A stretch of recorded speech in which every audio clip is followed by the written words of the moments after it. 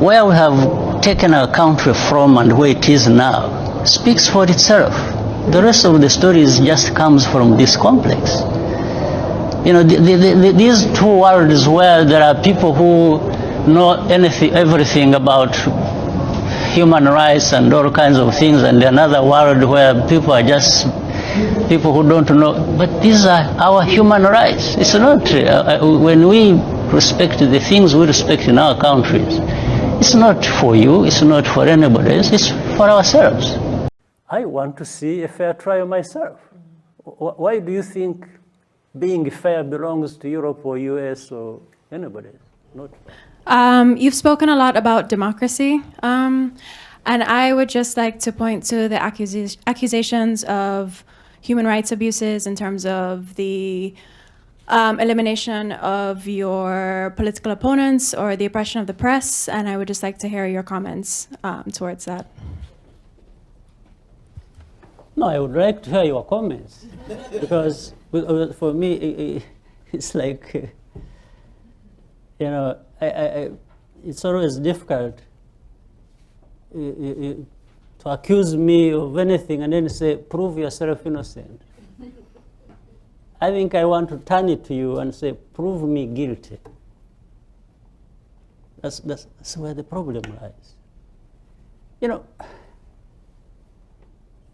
the press or human rights groups, or what they say about me personally or about Rwanda,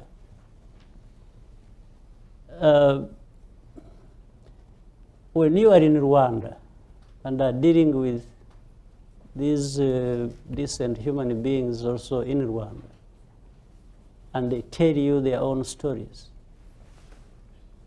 you won't trace even 0.001% of what they're talking about. Okay. The real life there is completely different from what the young girl is talking about. Absolutely different. But people will stay here, will be here in the US and wherever, and they've never even been to Rwanda, they've never met Rwandans. The real Rwandans, they are there. Rwandans are there. The real people of Rwanda who are no different from you, what you aspire to be, to have, to do, they are no different. But it's as if Rwandans, Rwanda is treated like a botanical garden where you just go and water flowers and, you know, no, human beings like anyone in this room. Absolutely. So these so-called human, don't know what. I tell you, half of my life, I've been living in the trenches, not sure of living to the next day. I didn't fight to be the president of my country. Never. It came by accident, I think. So I was fighting for my own rights, which anyone in any human rights organization could not give me. And even now cannot give me or cannot give Rwandans. So it's cynical and absurd that anyone would just be there talking about violations, you know, me as the leader of my own people to be accused of violating their rights. It's just an absurd insult. But my answer is simple, is to do my best to serve my people the best way they can be served. That is the answer. In the east of Congo, the security situation continues to be very bad. Some say it continues to deteriorate. The Congolese government has decreed a state of siege in two areas, Ituri and North Kivu, for 30 days, maybe longer. Is this a good move? Do you agree with it? It is a good move to begin with, but that alone is not enough. It's what is done following the decision that is also equally important. Because the Congolese military's record is not great, so I mean, put them in charge is maybe not such a good idea. Yeah, but you see, again, these are some of the things that distort the picture. Here we talk about the Congolese military not being fully in charge or not being the best. But we have also had the UN forces and the UN from outside for now 24 years. So talking about the Congolese military not being the best or good in any way, and then forgetting the fact that you have actually, the world has put a force there.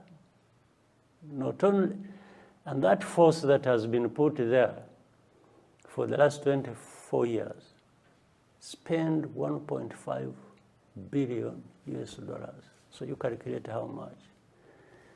Surely those people who do that need to be saying, well, this has been the outcome. You know, we got value for our money this way. Nothing to show for it. So let's again, and it is the whole background of that situation in the region, Congo, what we have just talked about, this happened, but there are still these responsibilities of the world that are kept, you know, silent or put underground. And nobody says, yeah, but what have you been there for 24 years? You went there to solve a problem. What happened? It's a failure? I think it's a big, big failure. It's an understatement to say it's a failure. UN experts are saying that Rwandan troops are already intervening in the DRC and already conducting operations. Is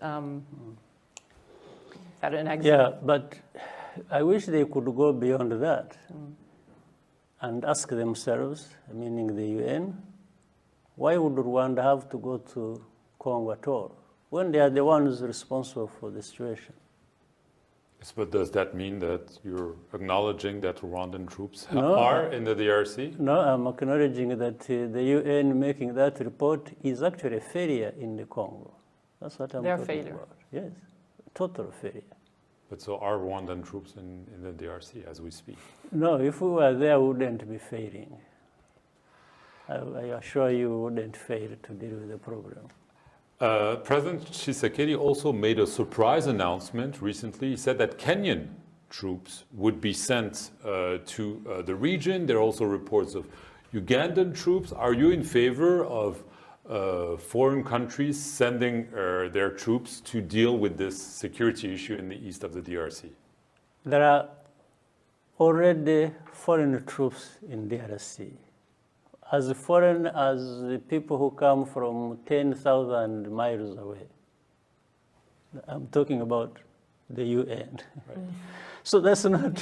So it's enough, or is this... So I'm saying, if you are looking for foreigners as a big problem, we already have a big problem, because what does somebody from 10,000 miles away know about the DRC? But we have them there. That's one thing. Second, I am for DRC being able to make a decision they think is appropriate and act upon that.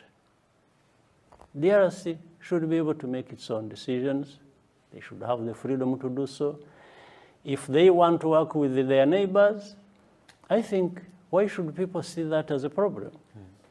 Whichever neighbors they want to work with, whether it is Uganda, Rwanda, Angola, Congo Brazzaville, Zambia, Tanzania, Burundi, there are so many neighbors of Congo.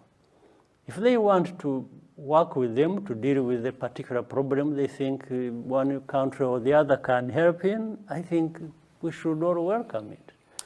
And again, for me, the issue is, once they've done it, let's see what the results are. Let's judge them by the results.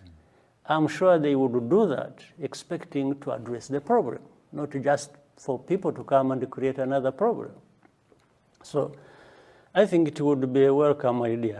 I mean, to first leave it to DRC to make their decisions, and we accept that. Yes, but stop this whole thing. This is what I was saying. You have a UN MONUSC in DRC for 20-something years. You have troops from different countries, from Asia, from Latin America, from Africa, they are there. They've been there for over 20 years. Why are we talking about this problem?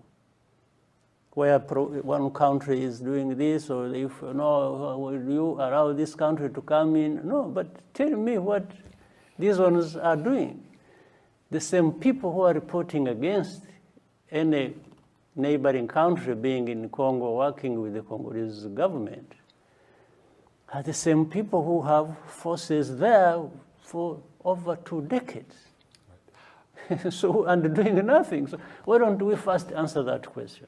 So coming back to Rwanda and your internal problems, as you mentioned them, Paul Rusesabagina is currently on trial in Kigali, and he's charged with 9 counts, including terrorism for his alleged support to an armed group. He claims that he never condoned violence. Yes. One, he's not alone, by the way, in the trial. There are 20-something people who are being tried together with him. They were together in committing these crimes against Rwanda and Rwandans. They are all appearing in court. And in fact, and some of them, a few of them, are giving overwhelming evidence against him because he was their leader. And they produced this evidence in court. Now, there is what he says. He may deny a number of things, but 2 things. One, there are actually things he said publicly that even implicate him, that confirm what these other accused are saying about him. But they came from him. Such as? Oh, when he publicly said he's going to make sure that he unseats, brings down the government of Rwanda.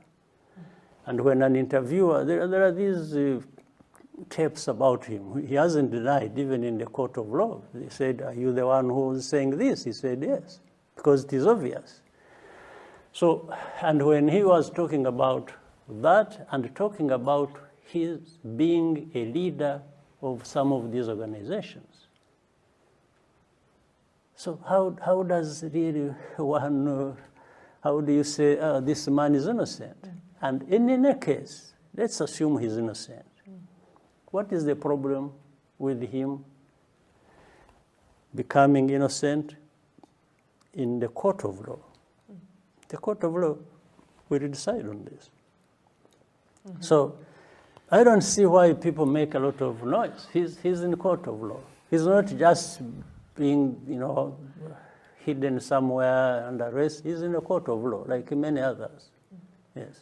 Well, you were saying, why do people make a lot of noise? Also, I think probably because the way he was arrested. I mean, he says he was tricked into coming to Rwanda. And what's wrong with tricking a criminal you're looking for? Well, if he is but if he was suspected. If he was suspected, right. If he is suspected and is tricked into availing himself. Now, the next step is, when you get him, where do you put him? If it is in the court of law, I think that's okay.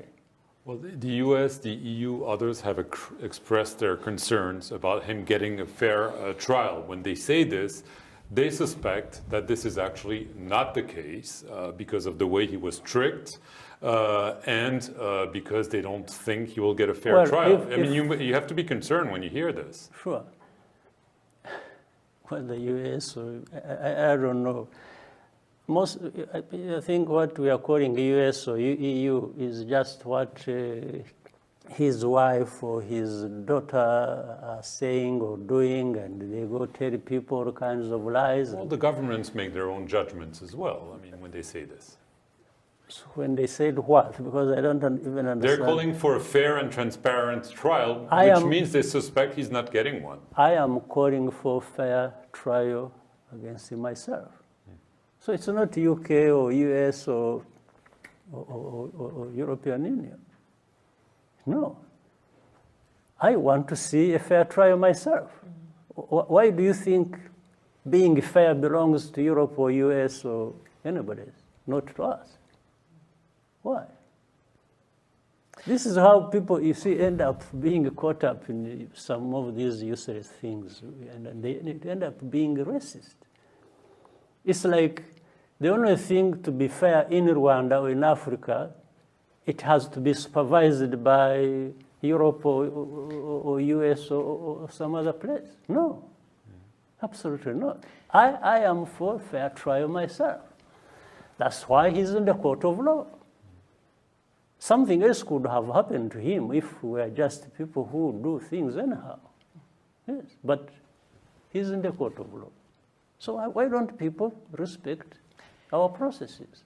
Well, maybe the concern is because several think tanks or organizations have accused your regime of suppressing all type of dissent. And I'll give you another example, the one of the arrest of the gospel singer, Kizito Mihigo, who became a critic of your regime. He was accused of inciting hatred, and he died in police custody. The official version is suicide, but human rights organizations are doubting that. Yes, I can't decide what human rights organizations believe or not believe. For me, I rely on facts. But there's concerns that... The concerns will be there, but who tells you I don't have those concerns myself? But everything is cleared through investigation and through the court of law. So would you accept a probe? They're calling for an independent investigation. Independent what? You mean we should always be having independent investigation for things that happen here in Paris or in France? If somebody dies and somebody comes up and says, no, this man was killed by the police or by somebody. So should we always have independent investigation to find out the truth? Or you are saying, no, your countries don't deserve that, or don't really have to be believed until we have validated it. Is that what is being said? Yeah. But what do you answer then to those who accuse you of not allowing political space for the opposition? I'm not responsible for the opposition. No, but they're saying you're not allowing them to exist. How? How can I stop them? How can I stop them? How can you stop them? Yes. How do I stop them? By going after them? No, by actually having a bigger following than them. That's how they get stopped. It's not me who stops them. I'm not responsible in any way. No, I don't. When we go for elections, I don't go campaigning for the opposition. I campaign for myself. That's none of my business. So, you can accuse me of all kinds of things. But if I want to turn around and accuse you of what I think you should be accused of, what do you say? We were talking about earlier about the problems between France and Rwanda, right? Which we are trying to address. So which means I can have a number of things I am accusing France of, or UK, or US, or you think that, no, these are above reproach, you shouldn't be talking about it, they can only talk about you. But again, this is what I was saying. Some of us don't accept that. We just, To finish, Mr. President, you've been head of state for 21 years. The next presidential elections are in 3 years. Yes. Will you be running? Above all, I wish God continues to give me good health, right? That's at a personal level. The rest of politics, Rwandans will decide, and maybe I can also decide personally. I can decide even when Rwandans say, no, we still want you. That is something important. But I can say, you know what? I feel I need to go and do something else. But for Such as? there are many things I can do. I can just go home and rest, read books, maybe write some things, recollect what has been happening in my life and things that I have gone through and what my country has gone through. This is a whole occupation that would make me busy. But for whether I'm going to run next time, or sometimes when I'm asked, and I've been asked this question many times, I find it really irrelevant. Why should people be interested in knowing whether you run or not run? This is the affairs of my country. The rest are just bubbling. I don't.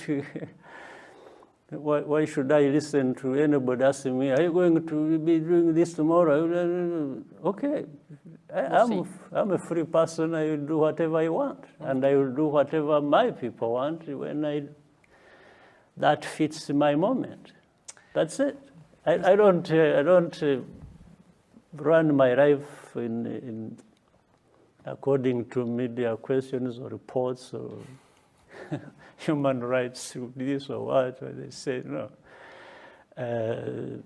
I think we have had enough of this going around forever, but we have to live our lives. We have in the country, we have to live our politics, we have to live. The international community fears that, if I have permission to speak bluntly, that, you know, Kagame wants him convicted, rubber stamp court, lock him up and throw away the key. What guarantees can you give today of a fair trial? All those concerns can't be further from the truth. One, Rusesabagina, a citizen of this country, who has done something terrible or wrong, committed a crime. I have heard that he holds other citizenships of other countries. That's okay. I have no quarrel with that. He certainly did something wrong. And by the way, he is accused with a number of other people. So he's not alone in this case that he's being tried for. So that is also character that must be put forward. So taking him out of that and treating him differently and special, that's not going to work. So the case is going to court, all these people being tried.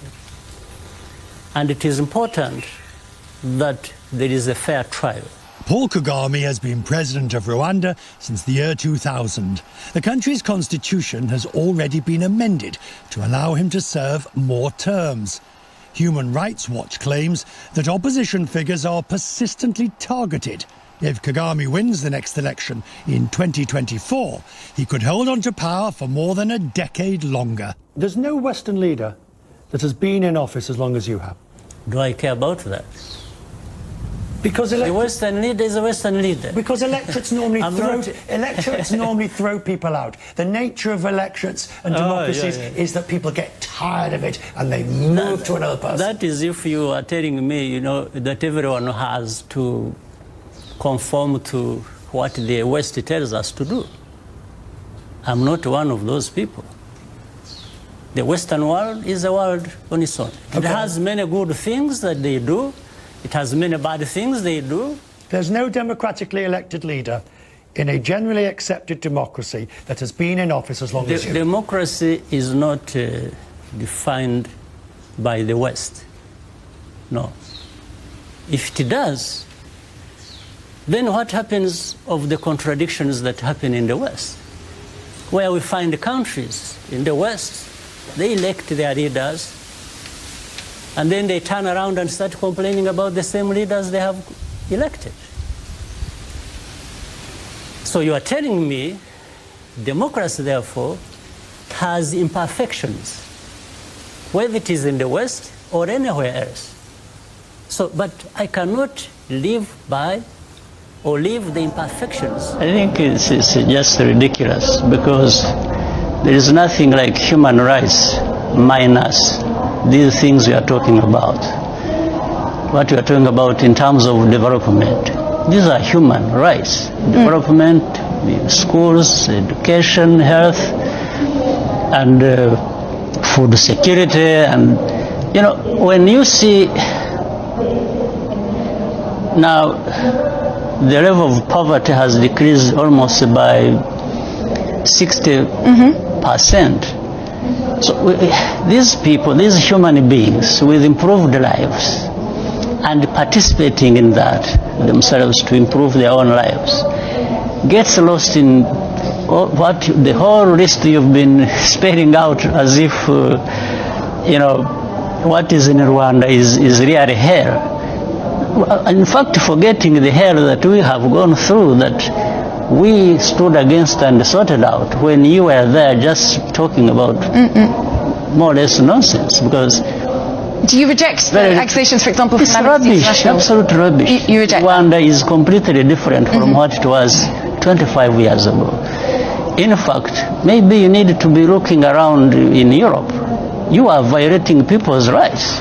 When we have this problem of people being bundled and sent back to sink in the Mediterranean and so on, and so many people being mistreated in your own countries, why don't you talk about your human rights and stop just offloading everything? Well, this is a development conversation, so no, in the context of development. You are not the one to determine what conversation or what points to raise in any conversation. You are asking questions, this is what I'm saying, you are asking questions and you are giving yourself answers.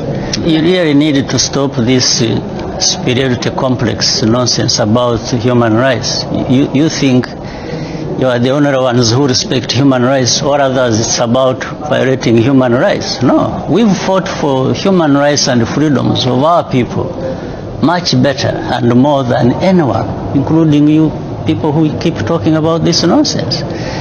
Where we have taken our country from and where it is now speaks for itself. The rest of the story just comes from this complex. You know, these two worlds where there are people who know everything about human rights and all kinds of things, and another world where people are just people who don't know. But these are our human rights. It's not, when we respect the things we respect in our countries, it's not for you, it's not for anybody else, it's for ourselves. But is it not so universal? You don't sit there. You don't, yes, it is universal, but you don't sit there. If it is universal and you believe it, then you don't become the judge yourself. You don't start telling the others what to do, what they should not to do, or that what they are doing is not to your satisfaction. Who are you? Well, I'm not sure if we're talking about me personally. Well, you are the one actually raising these questions. So I think you better interpret it properly so that it is well understood. Okay. I could see you asking the questions in a manner that you want to influence the ones listening to us. But that's not correct. Okay. Yeah. I'm raising it once again in the context of the United Nations Development Goals. No, United Nations is us. You see, United Nations is not something alien somewhere else. Yeah. It's actually us. We participate. And the framework for this entire development. And by the way, I had been leading the Millennium Development Goals before Sustainable Development Goals. I was the co-chair of that with other leaders and some of the leaders in Europe. So you don't turn around, it's like you want... So you believe that there should be scrutiny on human rights in Europe, in Africa? No, I believe that you shouldn't be there belittling Africans or leaders of Africa who are trying to... Oh no, but the conversation about migration is a real conversation about human rights. So you believe that there are valid human rights concerns to be taken into account in this conversation? Even in Europe, not in Africa. Not in Africa? In Europe. In Europe, not only in Africa. Not, of course. Yes. Well, thank you both very much. Thank you. Mr. President, you were speaking about a modern Africa, and I'm here with the Bay Area Reporter, which is the LGBT newspaper. And for people who don't know what LGBT is, that's the gay and lesbian community. So I'm wondering, you've done so much for women in Rwanda, and they have so much power. I'm wondering, is the LGBT community a part of the future of Rwanda?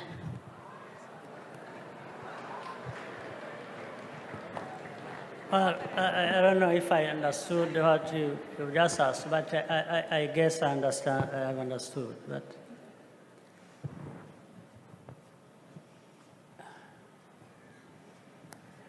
LGBT, Homosexuality. yes, it hasn't been our problem.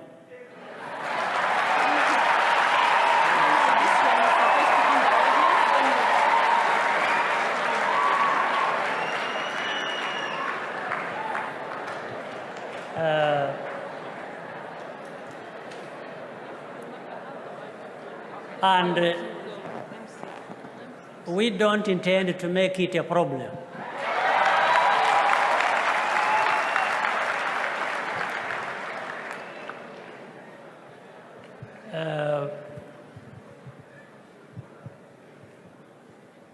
So we are struggling with all kinds of problems we have. And as I said earlier, we want to have everybody involved, participating.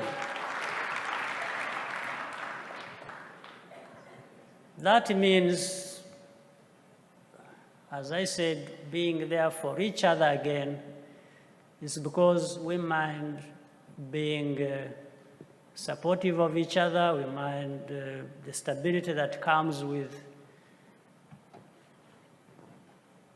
allowing people to live in harmony. And I think we've made good progress on that. So this far,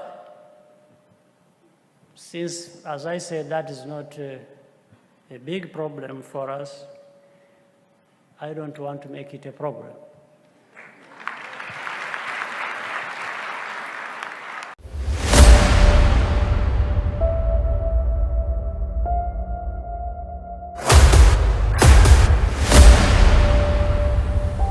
This is the journey to One Africa.